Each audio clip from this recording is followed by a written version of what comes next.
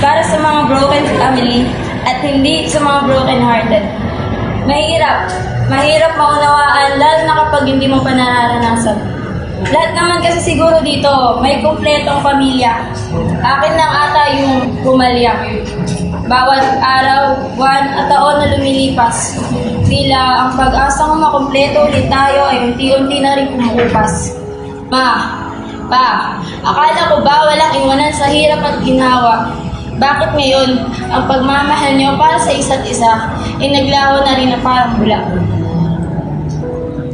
Ang hirap bilang isang anak, makita mo ang mga magulang mo na may kanya-kanya ng landas. Parang pag-ibig na wagas, nagkaroon na ng wakas. Siguro ganun talaga, huwag na nating pilitin ang hindi para sa isa't isa. Marami na rin tanong ang nabuo sa isipan ko tulad ng gaano kaya kasaya kapag buo ang pamilya? Isang tanong na mananatiling tanong na lang dahil ako mismo ay hindi alam ang kasagutan.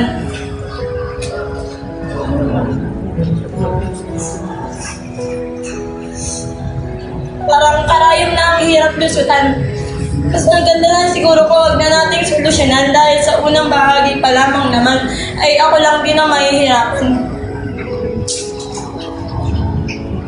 Yung tipong may inggit ka na lang at mapapasabi, buti pa yung pamilya nila sama-sama. Yung amin kasi wala nang pag-asa. Pag-asang makita ko pa ang buo at masaya. Pag-asang makita ko pa yung mga magulang ko mahal pa rin ang isa't isa. Mama, maaari pa ba nating ibalik ang nakaraan kung saan hindi pa ang usos ang huyo? Hiwala rin sa inyo ni Papa, papatawarin naman kita kung sakaling babalik ka. Kaso, naalala kong masaya ka na nga pala sa piling ng bago mong pamilya.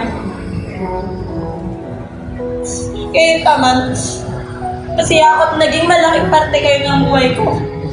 Isang pamilyang hindi man buo at perpekto, pero paniguradong may pagmamalaki ko.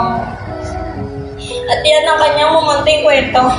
Ang story ng broken na isang storya ng isang broken na kagaya ko.